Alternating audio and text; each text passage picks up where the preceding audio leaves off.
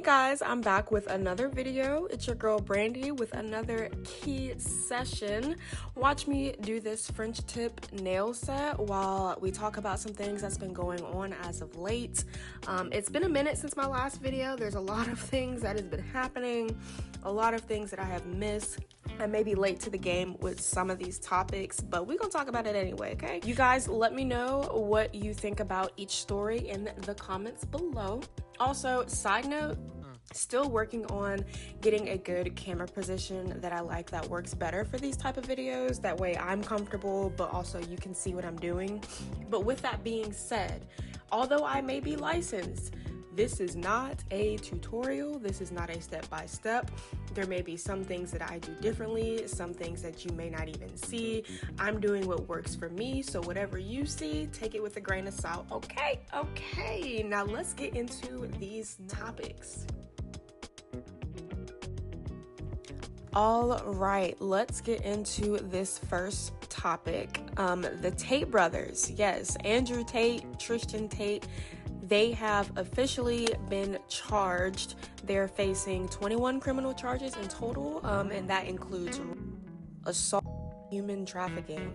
Found this article on NPR, little excerpt from that. The two British brothers will face the charges once they are extradited back to the UK from Romania, where they currently live. But their extradition is still pending because they're still involved in separate criminal proceedings. And girl, I had to go look into that. And in Romania, Andrew Tate is already under formal criminal indictment in Romania for other human trafficking and charges. So there's just a whole lot of going on, baby. They in Romania with it, they in the UK with it. They was actually low-key, if I look correctly, they was low-key in the US with it. They just happened to get charged in the UK. But that's neither here nor there, girl. It is a hot mess. In regards to the Romanian charges that Andrew is facing, Tate and his fellow defendants are accused of luring 7 women to his properties in Romania in a conspiracy that began in 2021 with what the country's Directorate, for the investigation of organized crime and terrorism dubs a lover boy ploy, making false promises of a romantic relationship to gain control over another person. Overall, terrible people. Put them under the jail, because I'm sure we're all about tired of hearing the red pill bullshit that they spill all over the internet. Anyway, so I'll have all of the links to the articles I'm reading off of in the description down below in case you want to read further or do some more research. But yeah, guys, the Tate brothers, they are charged and they are about to be under the jail. This next topic, y'all, is really just had my jaw on the floor because, like, out of all the people, these are the people that he decided to choose. Well, apparently, Trump has pardoned NBA YoungBoy. He has also pardoned or commuted the federal sentence of a Gangster Disciple founder Larry Hoover, and then went ahead and pardoned reality TV stars Julie and Todd Chrisley. Now, girl. This was not on my bingo board for 2025. Honestly, was not expecting this one at all. According to our good friend Kentrell, NBA YoungBoy, he made a post about his pardoning on his social media. Quote, "I want to thank President Trump for granting me a pardon and giving me the opportunity to keep building as a man and as a father and as an artist." He continues on and says, "This moment means a lot. It opens the door to a future I've worked hard for, and I am fully prepared to step into this." Let us hope that he uses this second chance to do some good and actually, make do on that promise that he's saying, build as a man, as a father, as an artist, work hard, fully prepared, But also, let's talk about Julie and Todd Chrisley for a second. Article reads, the president granted a slew of other pardons, including reality stars Julie and Todd Chrisley. They were both convicted of conspiracy to defraud banks out of more than $30 million in 2022. They should probably stay in there, but this wasn't my decision. Also, along with them, he commuted the federal sentence of Gangster Disciples founder Larry Hoover, who was convicted of murder and then later several federal charges and was serving a life sentence at a Colorado prison. Although his federal sentence has been commuted, he still technically has to serve for state charges that he has been charged with. So honestly, I don't even really understand how, I don't really understand what this was supposed to solve, because he's still gonna be in jail. But, Trump is pardoning people out here. He's pardoning people out here, and, I don't know what the grand master plan is for that. But yeah, they out. Except for Larry Hoover, girl. They out. Ooh, and baby, speaking of Trump, this has been the highlight of my week when this was going down. Girl, the girls are fighting. Elon and Trump done broke up, y'all. They never... Oh my gosh. I knew it was coming, but the way it happened, it couldn't have been any better. It was just a shit show from the beginning to end. I found this article on CNN, and God bless them, whoever wrote this article, because they have a timeline, girl. Let me tell you. It was just a complete mess. Article reads, tensions began rising on Tuesday when Musk blasted what Trump calls his big beautiful bill as a disgusting abomination, surprising Republican leaders. So that is what started it all, at least on social media from what we can tell. But let's take a walk down memory lane with all this, because we just need to see how this all unfolded. So June 3rd, honestly, we gonna call it Twitter over here, and tweets, X, whatever, it's Twitter, and it's a tweet. So anyway, June 3rd is whenever Elon released that tweet calling the bill a disgusting abomination. On June 4th, he makes another tweet basically talking about how this bill pretty much defeats the entire purpose of what Doge was doing and the cuts that was being made. Then he done went back. He done scrolled back in the archives, child, and hit Trump with a couple of this you tweets.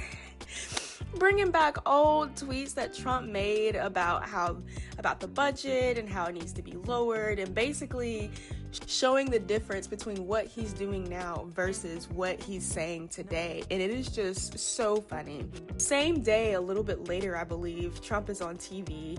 He's I don't even know what he's talking about, child. I'm not even gonna hold you, but he is on TV making some sort of statement, and people are asking him about Elon, because Elon going off on Twitter at the moment. So Trump, he's like, I am very disappointed in the tech billionaire, after he repeatedly blasts the president's sweeping domestic agenda bill.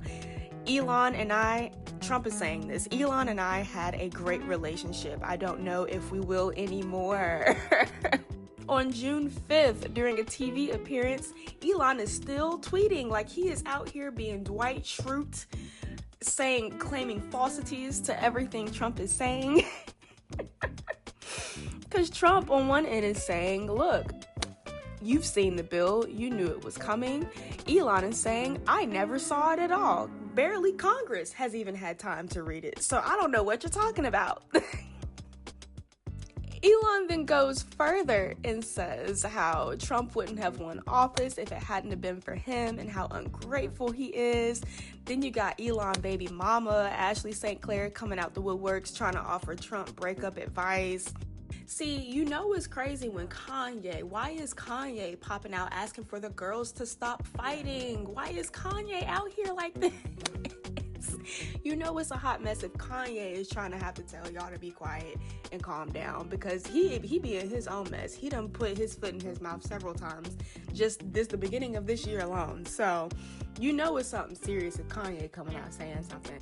More on that TV appearance, Trump says, you know, he asked Elon to leave and took his electric vehicle mandate away, which would force people to buy electric vehicles. And, you know, Trump is saying nobody wanted that, apparently. And Elon hear this and he goes crazy. Like, and I could understand, you know, he got Tesla and all of it. You know, he was in there trying to make change, but child, this is Trump that you're dealing with. Like, you're only going to be useful for so long until you're not useful anymore. And he has run his course. Girl, he has run his course. It just goes on and on and on. Elon's threatening to decommission SpaceX's Dragon, which takes NASA astronauts to space. Then he goes on dropping the bomb that Trump was in the Epstein files and that's why they weren't released, which, let's be honest guys, that's pretty much known knowledge. There is a bunch of video proof and things that have been said that proves that Trump was definitely hanging around with him. So that's more common knowledge, but for him to just drop that and say that little bit was just, that was a lot. Eventually though, I guess Elon done had a couple conversations. Maybe somebody has said something to him. Maybe he saw how his stocks were going down in the trash. I don't know. But Elon eventually goes on a mass deleting spree and retracting a lot of his statements, a lot of his tweets, even going as far as saying that, you know, he went too far last week. He did a little too much. He was doing too much. So hopefully the girls are fine. I don't see the girls getting back together, but hopefully the girls are fine. As of today, the date of me recording this, which is June 18th, he's still somewhat kind of making some tweets referencing the budget and things like that. But as of now, they're quiet. Things are quiet. He's trying to get Tesla numbers back up, baby. So yeah, girl, the girls were fighting. They have divorced. They have broken up, girl. And I'm here for it because this was funny. Ooh, child. Next up, we have Kevin Gates and Brittany Renner. Baby, listen. 52 days? Y'all was married 52 days? See, now here's the thing. It was already a topic of discussion, especially with Brittany, with her conversion into Islam and all of that. And there is a lot of speculation and a lot of rumors of that, you know, she was just doing it all for a man. And which, I mean, converting or turning to religion has been a staple, it seems, for all the girlies out here that's trying to rebrand as of late. And with the whole trad wife and clean girl aesthetic taking over, and, you know, ultra conservatism taking over, you know, but that's another story for another day. But just me personally, you know, dealing with her and her conversion, you know, if she did this for her for real, you know, I'm really happy for her. You know, she's found peace in Islam, like she said, and if that's the truth and that's really what she did for herself, then, you know, I love that for her. Now, I will say, you know, there were rumors and speculations that, you know, the reasonings why she made this switch was a little suspect. It was a little suspicious. And then in the midst of all of this too, people are asking, where's Drika? where is Drika, girl? And child, Drika been out here frolicking in the fields, minding her damn business. She, honestly, with her presence and what she gives off on social media, she could really give two flying what the Kevin got going on, what Brittany got going on, because she is out here minding her business, running her businesses, and living her best life, child. So I'm pretty sure she is just fine. She is completely okay. But back to Brittany and Kevin. Rumors were swirling around their relationship for quite some time, and then things finally were confirmed when they both stepped out for the Basketball Wives red carpet, where Brittany was showing off a nice, beautiful little diamond ring, girl. And she was all up and down that carpet talking about how Kevin's name echoes in every chamber of her heart. And girl, I love that for you. But 52 days after saying I do, it's over with. So where are the echoes still there? Are the echoes still there? I'm curious to know.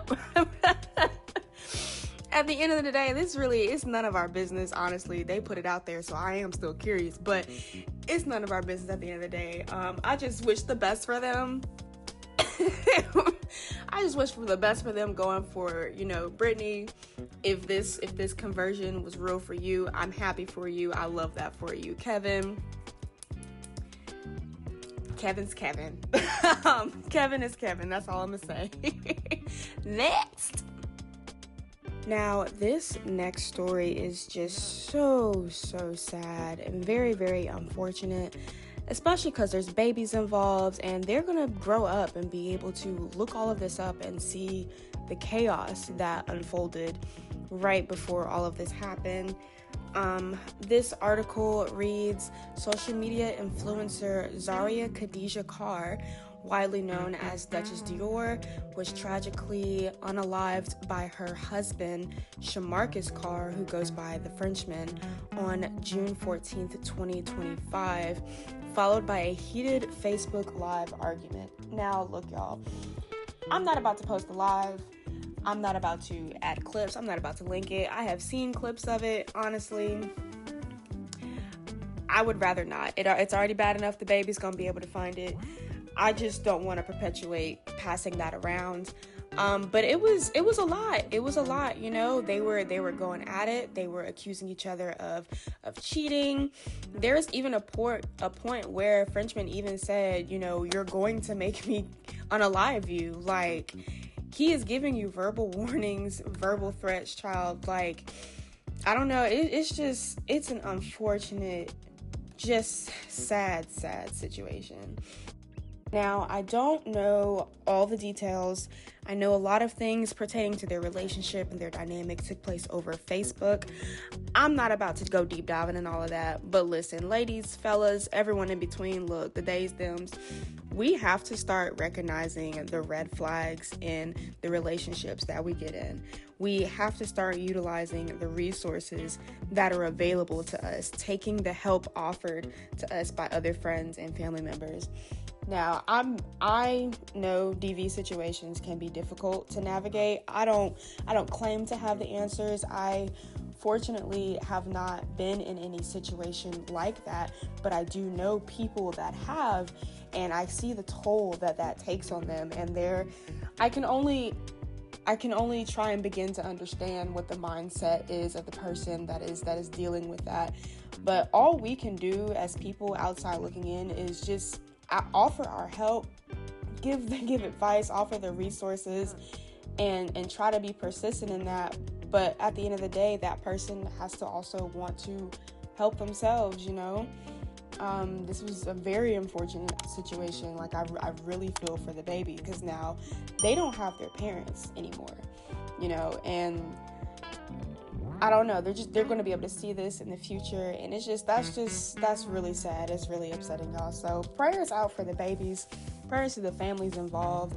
I really hate this happen, and we're seeing far too much of this between just the DV cases coming out, and it's just a lot, y'all. Y'all be safe out here. Now, last but not least, y'all, girl, there's going to be so many people that have a field day with this. I can just see it now. But y'all, Tyler Perry is being sued for sexual assault. Let me just let that sink in for a second. Like, I'm not gonna lie, I always knew and suspected, that allegedly there was some things that might have been, a little off. He might, his wrist might be a little bent or something like that, But you never want to say anything's true. You never really want to speculate, especially if they out here and, claiming otherwise. Now, this right here, this right here, even though he still has never come out here and claimed anything, this right here is gonna be this right here is gonna be the nail in the coffin for a lot of people. I'm not gonna hold you. It's gonna be it for a lot of people. But let's go through and read some of this. So I found this article, girl, and let's just read some of this.